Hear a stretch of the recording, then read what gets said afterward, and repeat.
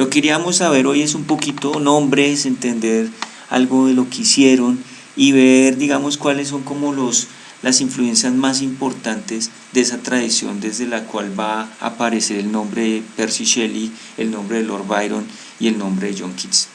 Ahí la periodización que se plantea entonces es la siguiente, y es una periodización que hay que tener en cuenta, es que está hecha es en torno a entender el romanticismo, ¿sí? Porque ahí pues no menciono poetas ni escritores posteriores al siglo XIX, ni tampoco todas las vanguardias del siglo XX, ni los autores actuales que serían relevantes en las letras inglesas, sino simplemente lo que sería como determinante para pensar la literatura romántica y específicamente en Inglaterra. El primer periodo, o digamos la primer enunciado que planteo ahí son los dos grandes clásicos, que es necesario tenerlos en cuenta, pues como se puede decir de Goethe en Alemania, o se puede decir de Dante Alighieri en Italia, o se puede decir de, no sé, Cervantes y Calderón de la Barca en la lengua española, pues eso es John Milton y Shakespeare para los ingleses. Es prácticamente imposible hablar de la literatura inglesa sin hacer referencia tanto a Milton como a Shakespeare. El segundo enunciado que está ahí es lo que se denominan los nuevos clásicos de la época, que es una generación que va a ser la generación inmediatamente anterior a la generación romántica constituida por Percy Shelley, Lord Byron y John Keats. Es una generación de escritores, de poetas, que se va a insertar sobre todo de la segunda mitad del siglo XVIII a comienzos del siglo XIX.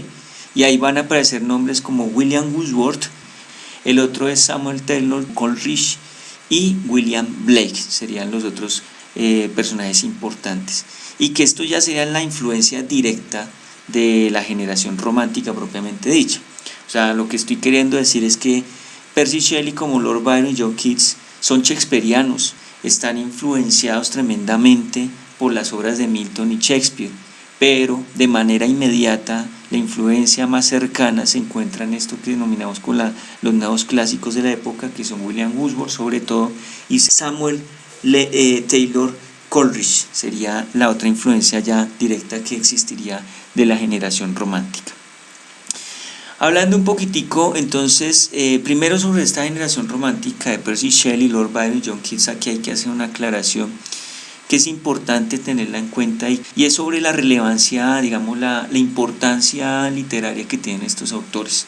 Muchas veces cuando se hablan de estos tres autores que sean como los más relevantes, puede haber otros, pero los más relevantes de esta época, que corresponde sobre todo a la época que va del comienzos del siglo XIX, o mejor dicho, la primera mitad del siglo XIX, por lo general tiende a dársele mucha importancia al personaje de Lord Byron.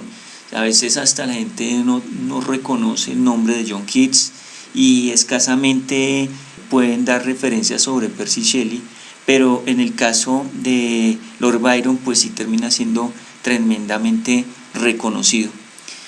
Y aquí entonces hay que hacer una precisión porque para muchos críticos literarios pues realmente el que tiene menos relevancia literaria de estos tres es Lord Byron, van a decirle esos críticos. Va a plantearse que realmente aquí los auténticos poetas y los poetas que de verdad se han hecho un lugar en la historia de la literatura inglesa y que son de una altura literaria muy alta son John Keats y en segundo lugar Percy Shelley. Lord Byron hasta se ha llegado a plantear que su obra poética es pobre, ahorita vamos a escuchar adjetivos como hasta chillona, ¿sí? Carente de fuerza, y que más bien lo que se ha hecho relevante es la vida de Lord Byron, que lo que realmente le ha dado un lugar en la historia son sus escándalos, son sus controversias y es su personalidad tan, digamos, llamativa, pero que su obra literaria como tal bien se le ha sobredimensionado en la historia de la literatura. Esa al menos es una opinión, ¿no?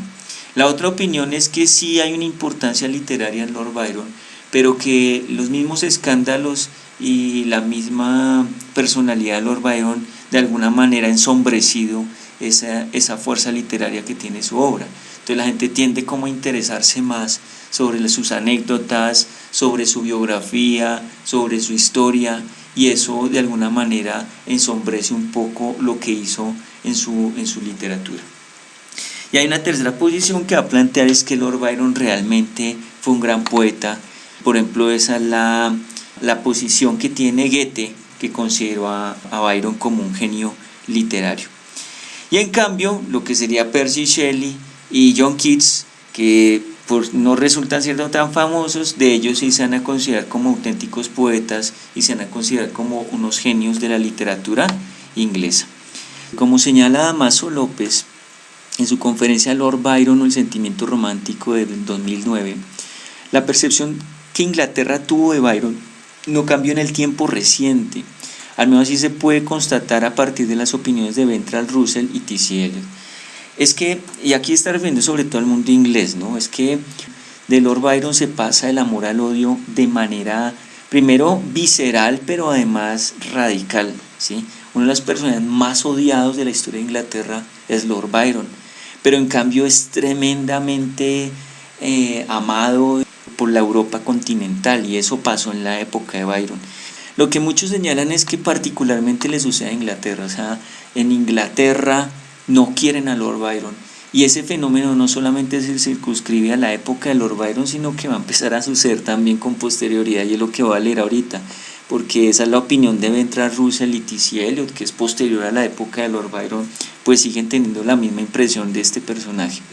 Entonces dicen: no cambió en el tiempo reciente, al menos así se puede constatar a partir de las opiniones de Bertrand Russell y T.C. Eliot. Dos puntos seguidos. Su importancia tal vez reside más en su impacto sobre la historia de Inglaterra y de manera más latente en el continente europeo que por su creación poética. Entonces aquí hay dos elementos. Uno, el que les dije, la importancia de Lord Byron no está en Inglaterra, está fuera de Inglaterra, en Europa continental. Sí, al menos así, esa es la impresión que uno ve con Goethe, que aclama a Lord Byron.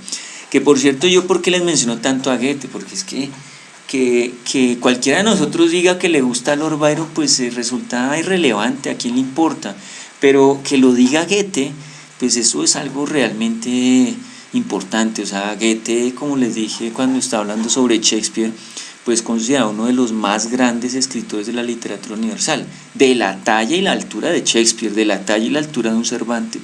Entonces, la opinión de Goethe sobre Byron, que además no es por su vida sino por su obra, es muy buena. Entonces eso hace que afuera parezca que la percepción es muy buena hacia Byron, pero adentro de Inglaterra no.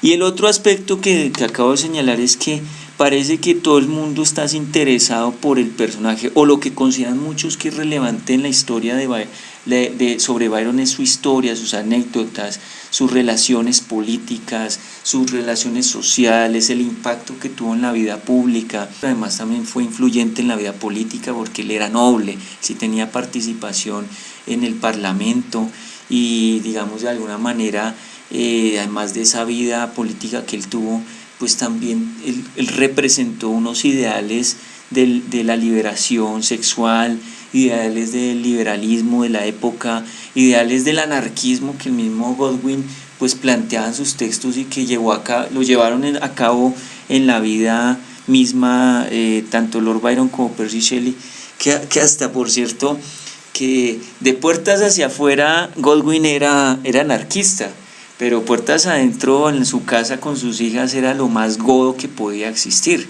Y quien le vino a dañarle el ratico a Godwin en su casa fue el mismo Percy Shelley, porque se le llevó no solo a Mary Shelley, se nos llevó a Clara Claymont y las terminó llevando al mismo infierno con el mismo demonio de Inglaterra, es decir, con Lord Byron, porque era como una caracterización de Lord Byron, es que era un ser demoníaco y que era el demonio de la poesía inglesa. Bueno, el caso es que termina siendo muy influyente. Entonces muchos van a considerar qué es lo que es relevante de Lord Byron. No es su poesía, no es su literatura, sino su vida, que eso es lo que aquí te está planteando. Y ahora viene el punto que es lo que quería leer, sobre todo dice entre comillas: fue en el continente donde Byron tuvo influencia y no es en Inglaterra, donde habrá de buscarse su progenie intelectual. Bonito eso, ¿no? Progenie intelectual, es decir, sus herederos literarios, sus herederos en términos de su pensamiento. Dice: para muchos de nosotros los ingleses, dice Russell. Sus versos nos parecen pobres y su sentimiento a menudo chillón.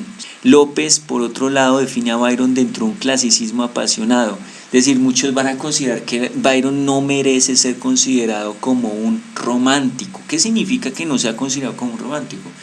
Significa que Byron puede que en su vida encarne los ideales del romanticismo, pero su poesía no es romántica porque lo único que está haciendo es imitando los cánones de la poesía del clasicismo, es decir, él es un repetidor, él no está creando formas nuevas, no está generando una poética nueva como sí lo hace el romanticismo, sino que simplemente está imitando ya las fórmulas que ha planteado la literatura anteriormente, ¿sí?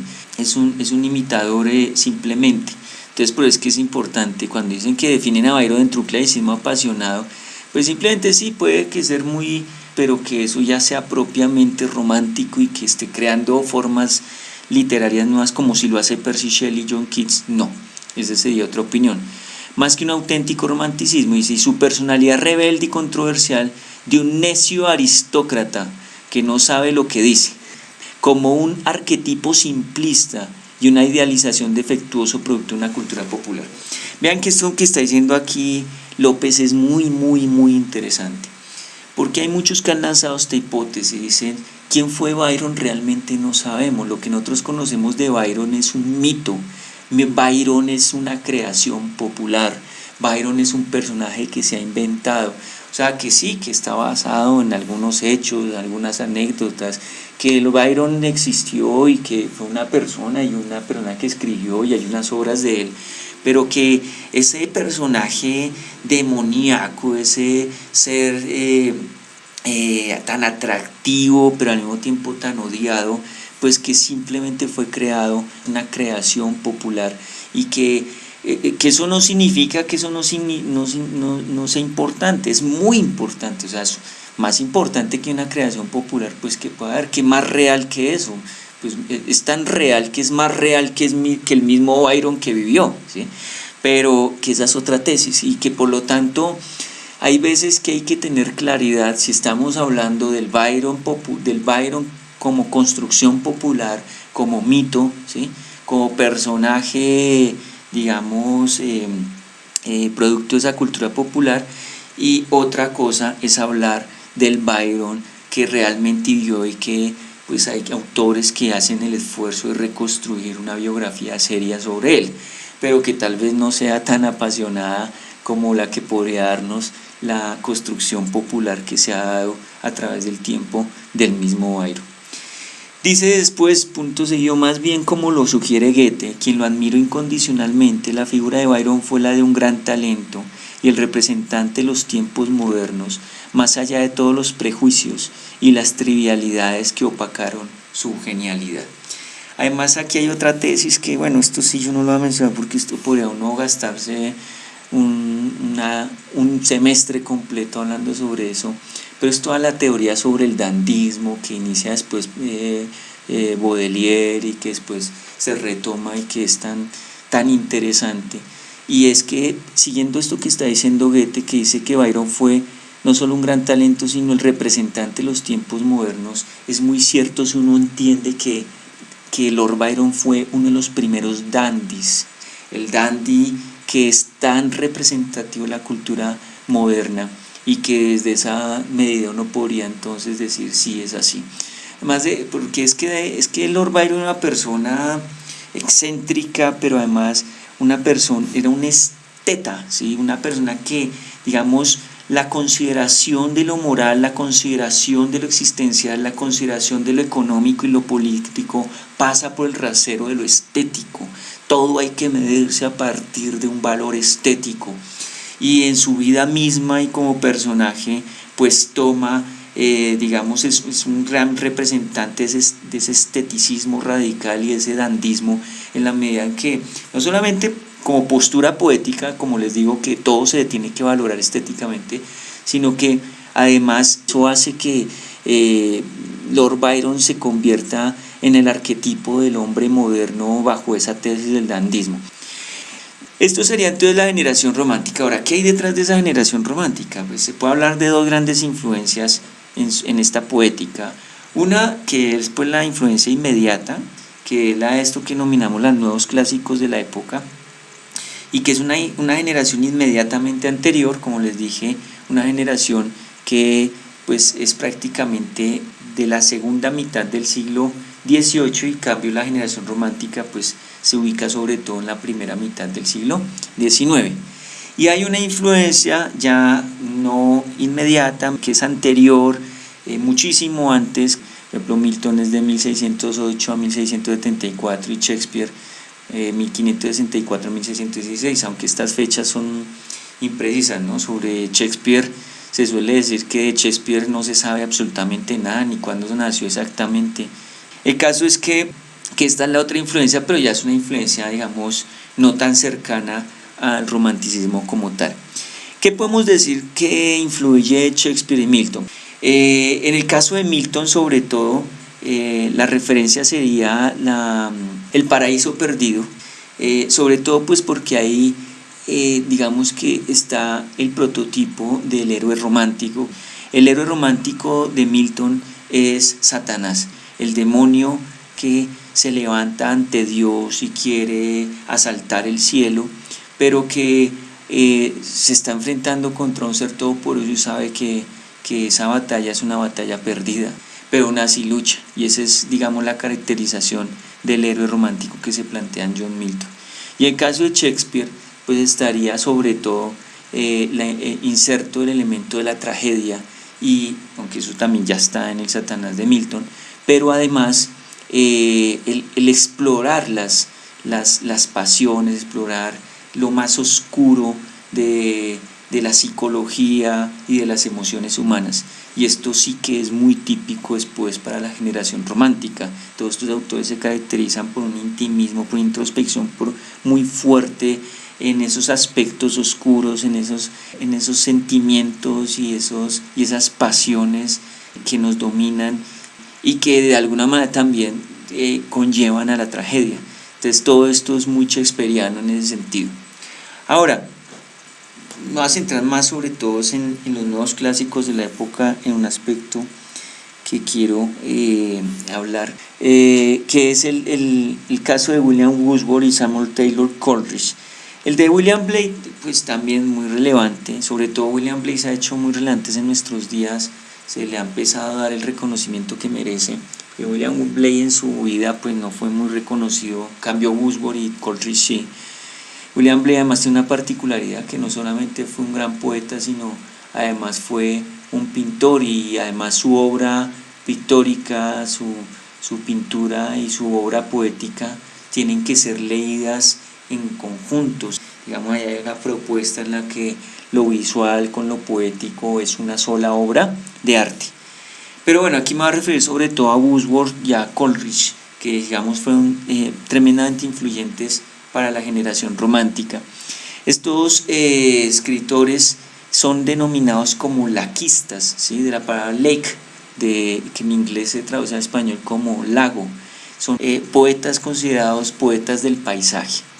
Y es que la poesía de Wordsworth, como la poesía de Coleridge, es una poesía que se da a partir de la imagen, a partir del paisaje. Es pictórica, si ustedes quieren, es muy visual. Porque es que, digamos, uno puede hablar también de un estilo poético que es sonoro, ¿sí? Hay poetas que dicen que ellos construyen la poesía rítmicamente, a partir de la sonoridad de la palabra, de la musicalidad. Para ellos el problema plástico y el problema poético, o problema plástico en lo poético a través de la palabra, es un problema del sonido y del silencio. Pero en cambio, para estos poetas como Wordsworth y Coleridge, el problema de lo poético, claro, tiene que ser también sonoro, es imposible uno no tener en cuenta eso, pero sobre todo le van a dar énfasis a lo pictórico, es decir, el problema de lo poético es un problema sobre la imagen, ¿sí? Es un problema que tiene que ver sobre lo visual, digámoslo de esa manera. Digamos que mientras los primeros relacionan lo poético con lo musical, en este caso estos escritores relacionarían lo poético con lo pictórico, ¿sí? Con la pintura como tal. El hacer una poesía es como pintar un cuadro, decirlo de alguna manera. Ahora, son poetas del paisaje por esa razón, o sea, que hablando en términos, digamos, estéticos, podría uno decir que esa es la razón fundamental, pero ya uno puede constatar también esa tesis, es que estos son poetas del paisaje, es porque el tema recurrente de sus poesías pues es la naturaleza y son los paisajes, y sobre todo estos paisajes de lagos y sobre todo esa confrontación del hombre con la naturaleza. Entonces digamos que esto es por lo que son denominados como poetas del paisaje. Pero aquí hay que hacer una aclaración, y es una aclaración muy importante, y es que para el romántico, ¿sí? Y para esta nueva concepción literaria del paisaje y del paisaje romántico, el paisaje no es simplemente algo que está ahí y que podamos, como caso, el pintor llega y simplemente imita, ¿sí? O representa en la pintura, sino que el paisaje romántico tiene otra connotación. Primero, el paisaje romántico es más bien un acto de introspección, o digámoslo de esta manera, la creación del paisaje o la recreación del paisaje, la recreación de lo más íntimo, es la recreación de nuestros propios vacíos, de nuestras propias carencias, de nuestras propias contradicciones, de lo más oscuro, de nuestros miedos, de nuestros temores y también de nuestros más profundos deseos. Es decir, cuando un pintor romántico hace una pintura, ¿sí? Un paisajista no está copiando la naturaleza, sino que está a través de la naturaleza, ¿sí? Develando y plasmando lo más profundo de las contradicciones humanas. Para que me entiendan mejor, les quería hacer la referencia de un texto que se llama La atracción del abismo, un itinerario por el paisaje romántico. Todas estas obras las encuentran bajo la editorial Acantilado, que es la editorial que le publica a Rafael Argullol. Dice él en la página 17 de este texto: frente a esta concepción, en la pintura romántica el paisaje deja de entender como necesaria la presencia del hombre. Ese es un primer elemento. El monje de Friedrich siente sobre sí el peso de un abrumador Weltschmerz, que traduce el alemán al español como dolor cósmico, dolor de mundo, de un pesar cósmico, tanto más doloroso cuanto que es indefinido, inaprehensible. Por un lado siente el magnetismo de un infinito parasensual que incita al viaje de la audacia, por otro el vacío lacerante de un infinito negativo y abismal en el que la subjetividad se rompe en mil pedazos. Más adelante, en el romanticismo, el paisaje se hace trágico porque reconoce desmesuradamente la escisión entre la naturaleza y el hombre. Y es que la narrativa romántica basada en el idealismo alemán va a plantear que en un tiempo atrás parecía que había una unidad, una totalidad, una edad de oro, pero que se ha escindido, se ha roto. El hombre, por ejemplo, ha roto esa unidad con Dios. El hombre, por ejemplo, ha roto esa unidad con la naturaleza. Y actualmente lo que existe es un hombre solitario que se ve confrontado a su abandono y que en otro se ve confrontado a la naturaleza misma. Entonces aquí empieza a haber como una relación conflictiva entre hombre y naturaleza. Frente al jardín rococó, mesurado y pastoril, si ustedes ven pinturas antes del periodo del romanticismo, la naturaleza es pintada como algo tranquilo, como algo que sosiega, equilibrada, pacífica. Aún más, los jardines que hablan de acá son jardines como los jardines de Versalles, rectangulares, cuadrados, lineales, es decir, controlados ¿por quién? Por el hombre. Entonces dice, frente al jardín rococó, mesurado y pastoril, las proporciones se dilatan a través de un vértigo asimétrico, o sea, el romántico. Frente al escenario limitado y tranquilizador, los horizontes se abren hacia el todo y hacia la nada con la abrupta alternativa a una sinfonía heroica. El paisaje romántico, el artista celebra titánicamente la ceremonia de la exposición. Recuerden que son shakespearianos y esto tiene que tener un sentido trágico. Romanticismo es trágico y lo que hace es intensificar la tragedia, lo que hace intensificar ese dolor, lo que hace intensificar ese vacío y esa falta de sentido. Me adelanto ahora a la página 93 en otro capítulo que se llama La atracción del abismo, que es el capítulo que le da nombre al libro.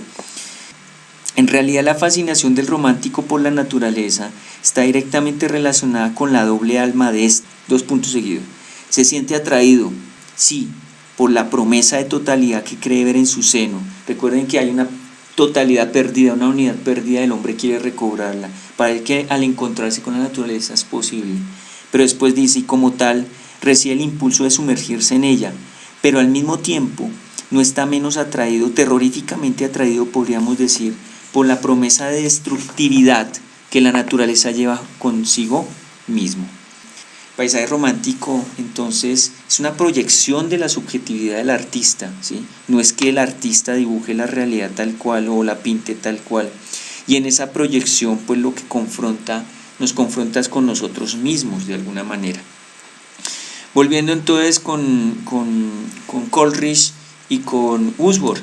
Por lo tanto, sí, su poética es pictórica, su poética es visual, es a partir de la imagen, es laquista, como dicen, o paisajista, pero entendiendo el paisaje en ese sentido. Por lo tanto, sus poemas recobran y nos plantean eso.